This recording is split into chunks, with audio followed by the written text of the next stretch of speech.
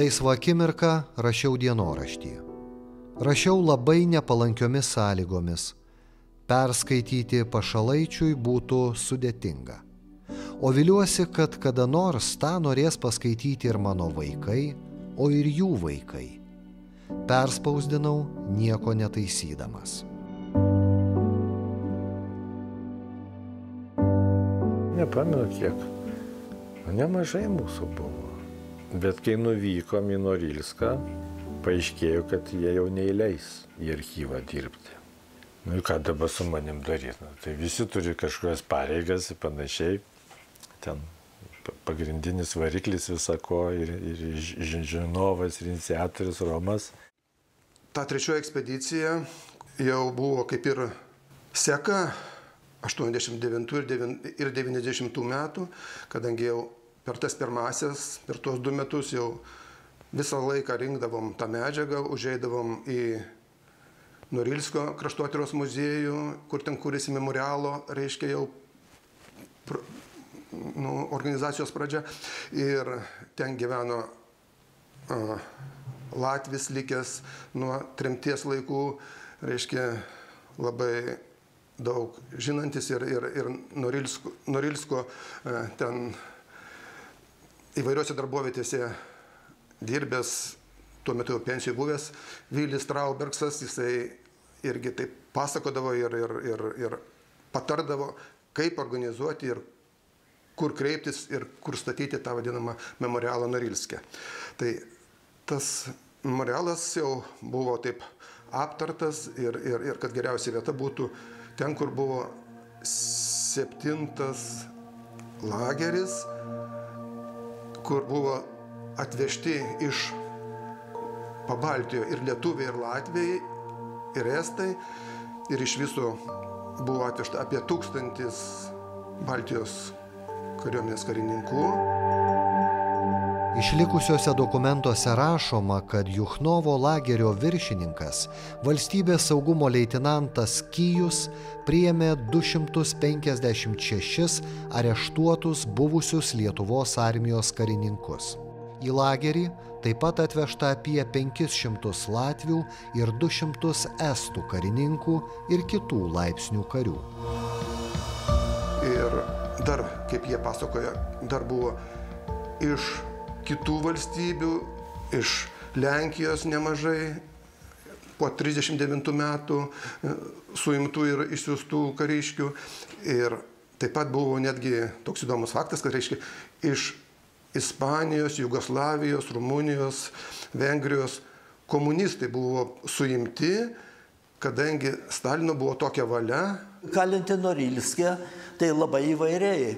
Buvo varomi į darbus. Pavyzdžiui, kasė, tengi, kur tai 2,5 metro įšalo žemė.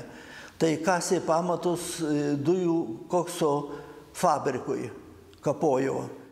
Tai 42 balandžio, man atrodo, 9 dienos nutarimu buvo paskirtos bausmės 100 Lietuvos kariuomenės karininkų žuvusių Norilsko lageryje ir 99, kurie sugebėjo išgyventi ir grįžti į Lietuvą. 199 vienos dienos nutarimu. Tai čia nebuvo jokio teismo, nors to ypatingo nutarimo visose karininkų bylose yra nedidelis lapelis, kurioje vienoj pusėje parašyta, kas čia per karininkas ir maždaug kokie kaltinimai, o kitoj pusėje tiesiog paskirta bausmė kalinimu nuo 5 iki 10 metų. 1953 m. gegužės 26 d. sargybos viršininkas iš automato apšaudė 5-ojo lagerio gyvenamojoje zonoje prie barako stovinčius kalinius. Kelis nušovė, vieną sužeidė. Pasipiktinę kaliniai sukilo. Visas lageris streikuoja, neina savaitę laiko į darbą, neina, jos tenais jau bando jau ten vieną kitą nušauti, tenais gazdinti, o jie užsibarikadavo, neina į darbą ir visą tai organizuoja lietuviai. Reiškia lietuviai, tremtiniai, karininkai, kurie ten, tai tada mums Latvijai tie vyresnieji ir estai sako, čia sako, sukilimą organizavo lietuviai, Norilske, tai sako ir memorialą, bet sako, lietuviai organizuoja atvažiavę iš Lietuvos. Numalšinus sukilimą, tarp 1000 aktyviausių jo dalyvių, išskirstytų į kitas kalinimo vietas, buvo 82 lietuviai. 91 vykome jau į Norilską, Baltijos valstybių kariuomenių karininkams paminklą. Tai ten skaitom, kad tokį lyg ir memorialą vidury trikampė piramidė, kurios 3 šonai, vienas Latvijai, kitas Estijai, trečias Lietuvai. O laikas taip pašėlusiai bėga. Rodos patampėme valandėlę skaldą, o jau ir 17. Na ir aš tiesiog pasisiūliau, kad aš galėčiau mūryti piramidę, ten tą trišonę. Vienas šonas latviam, lietuviam.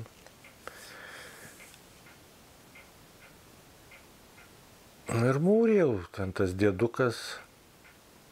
Vakarais tai būdavo labai įdomu, ten kokie žmonės atvažiuodavo, bet to iš tos bendros ekspedicijos dalis jų, tarp mūsų lietuvių berods tik vienas buvo, kuris ten, teisingiau jo tėtis ten kalės. Ir Latvijos estais po kryžių statė, medinį ten gal 6 metrų, o mes koplytstulpį, nes, galvojom, kad reikia, kad išsiskirtų, kad nebūtų visi vienodi. Lietuvoje tie koplytstulpiai gal ne ką mažiau paplitę pas juos, pas Latvijos estus, tai ten nelabai tokie, kažką tokio išskirtinesnio. Veik visą dieną dirbome prie paminklo. Atvežė rastus, užvirė darbas. Mūsiškiai savo medelį užsikėlė į statomą namą. Lietus neužlis. Ten, kadangi yra tundra, tai ten tų medžių principė nėra. Tai bet palei Lamos ežerą kažkoks yra kaip mikroklimatas, tenai tie maumedžiai prie kažkokio tai palei vandenį juostai netoli vandens, jie ten auga, tokie didesni. Tai plaukiam apie 100 kilometrų su kateriu ten ar su kažkokiu laiveliu. Pjovėm tos medžius netoli kranto, tai jie to kateriu ištempė jau iki vandens, surišam ir parplukdėme į Norilską. 3 didžiulius rastus. Tai aš ten pirmą kartą ir prisiliečiau prie medžio, nes ten dirbo 4 skulptoriai pamainom. Dieną, naktį, nors nakties beveik kaip ir nebuvo, ten tos baltos naktis. Tai aš prisigretindavau, kai ką jie man leisdavo, kokią detalę pagražinti. Ir aš taip užsikabinau. Ir pats tapau vėliau dievdirbiu. Lietus nulijo ir palaistė mūsų kūnus kaži kokią tai šlikštynę. Pasmirdo siera. Kaminai nenutrūkstamai nuodija visa, kas gyva. Dūmai pakimba virš mūsų, uždengia saulei veidą, apglėbia kalnus ir nepaleidžia, kol sujunda vėjas ir nukreipia šleifą miesto link. Kadangi ten yra už poliarinio rato, tai vasarą tas dienos, praškai, saulė nusileido ir jau vėl pradeda kilti. Tai tik pritemsta ir vėl, kaip sakant, švieso. Taip ten, naktį tik sunkiau gal dėl to, kad ten Norilske tas pramoninis, kaip sakant, daug tų gamyklų ir jie ten viską kasa, tos kasyklos ten, nežinau, tie fabrikai, dūmai labai eidavo naktį į mūsų pusę, kaip tik aikštelės, tai tokie rūgštus gerklė perštėdavo ir visi kaltai, tik palieki, žiūri, jau aprūdyja. Lietutis, tiksliau, kažkaip naktį jau tai vos palinoja, jau kaltai žiūri, visi jau rūdimą užsinešė. Tai tokios sąlygos. Patikslinus ištremtųjų karininkų sąrašus, Vytauto Zabielsko rūpesčių buvo pagamintos memorialinės lentos su visų Norilske kalėjusių ir žuvusių kariškių inicialais. Man teko tą užduotis atlieti lentas su 140 trupučių pavardžių tų, kurie žuvo Norilsko lageryje, o tai buvo ant pagrindinės piramidės, o latviai ir estai pastatė po medinį kryžių iš maumedžio aukštą. Mūsų vyrai padarė koplytstulpį, tai ant koplytstulpio sudėjom lentas su pavardėmis tų, kurie turėjo laimę grįžti iš Norilsko lagerio. 1991 metais iš Lietuvos vyko 50 giminių, giminaičių ir kitų žmonių statyti to memorialą ir tos yra pavardės ir lietuvių ir latvių yra ekspedicijų narių pavardės. Latvių irgi vyko 49 žmonės, o estų 25 žmonės vyko. Bet iš Latvių buvo 2 kariškiai, kurie ten ir tarnavo ir jau vyresnio amžiaus jie važiavo. Ir ten mes dirbam ir jie mums pasakoja, kaip čia viskas buvo. Čia tas buvo, čia tas, čia tas. Grįžo į Lietuvą, kurie grįžo, jiems buvo draudžiama bendrauti, bet jie bendraudavo. Tai vat Vytauto Jasulaičio, kur mes kūrėm tą sąjungą tėvas, pulkininkas Vincas Jasulaitis, 2 artilerijos pulko vadas. Tai jie rinkdavosi Kaune. Dienos bėga kaip laikrodžio sekundinė rodyklė. Čia kyli, o čia jau ir vėl guli. Vis nauji įspūdžiai nebespėja susigulėti. Kasyklos, tokie šlakai, purvas, dulkių, prisėdant iš tų kaminų. Eini va gatvė Norilsko, guli, miega, girtas negyvas žmogus. Tai aš dar net negražiai draugui padaviau, sakau, tu pagrįžk ir nufotografuok, kaip visą tai atrodo, parodytum, kam nieks nepatikėtų. Jeigu ne tie namai, kažkokie daugiabučiai, tai kaip Marse, mėnulį kaip kokiam, žinokite. Nusiaupta gamta viskas. Man jie kaip skėriai, užeina. O štai prie šachtų suvokiau, pajutau.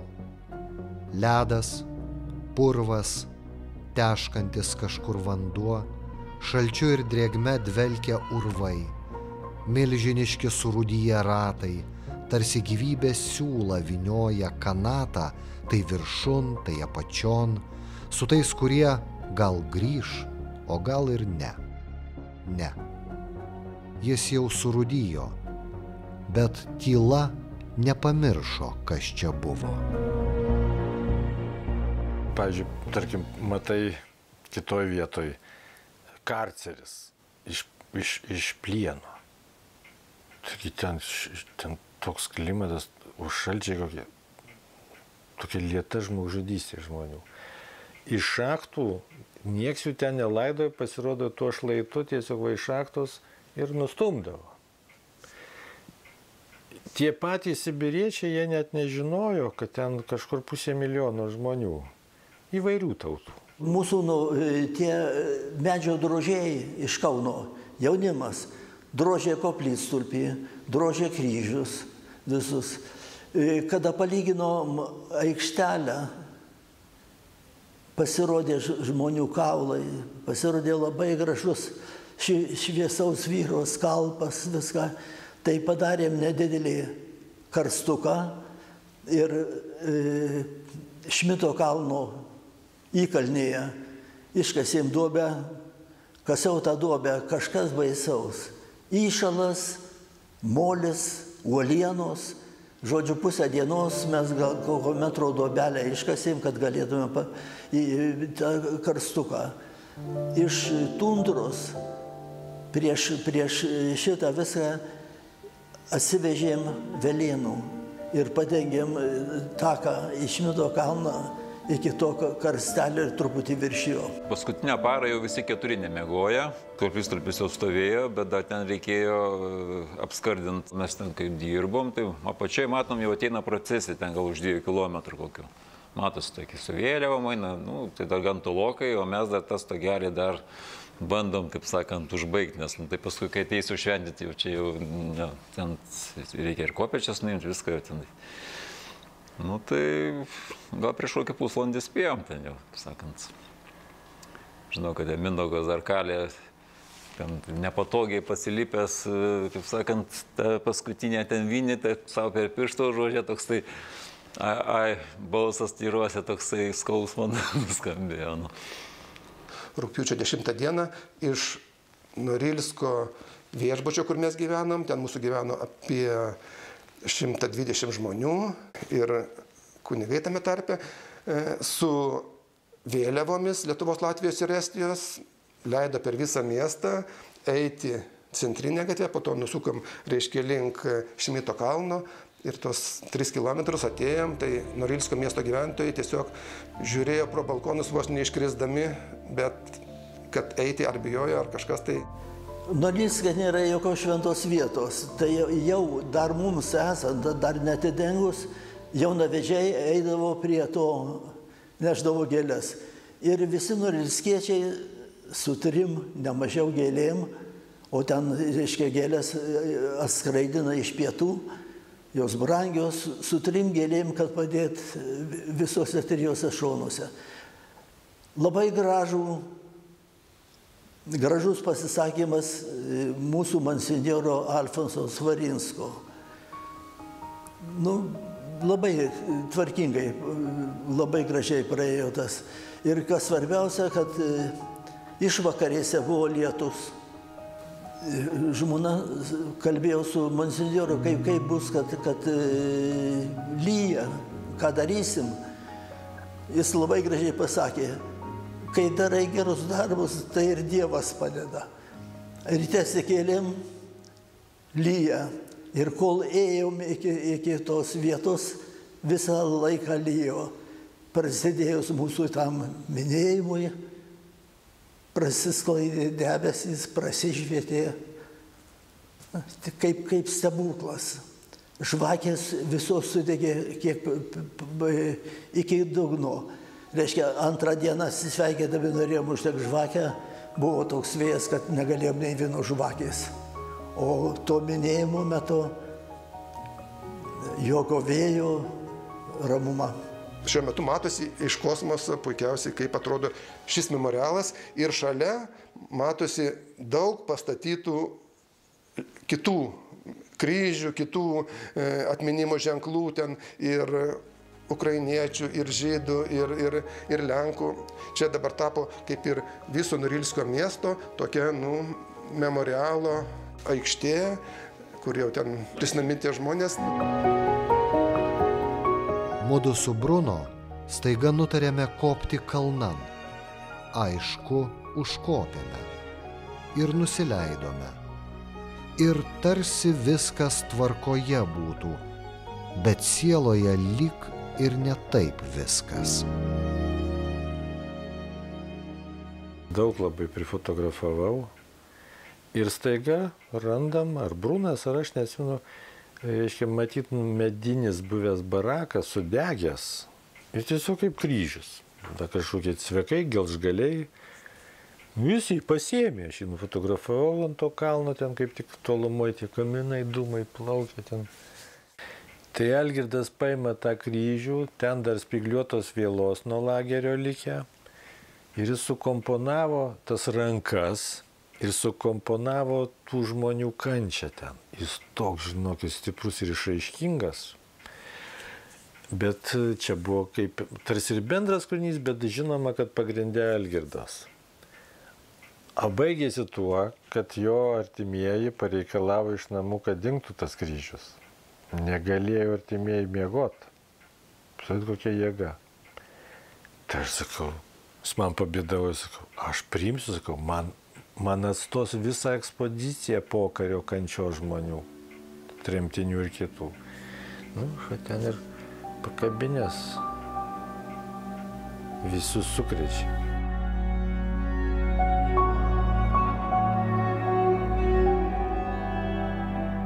Man kilo tokia mintis, kad reikia pastatyti paminklą mūsų karininkams čia, Lietuvoje žuvusiems.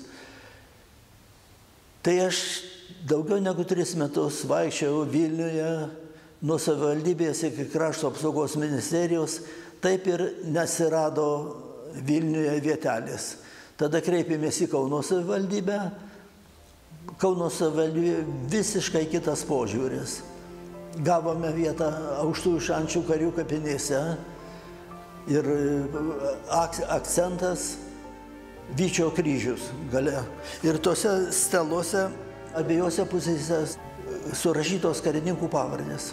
Vėl ta pati rikiuotė: tikrosios tarnybos karininkai, atsargos karininkai, pasipriešinimo kovų dalyviai ir nacistinės okupacijos.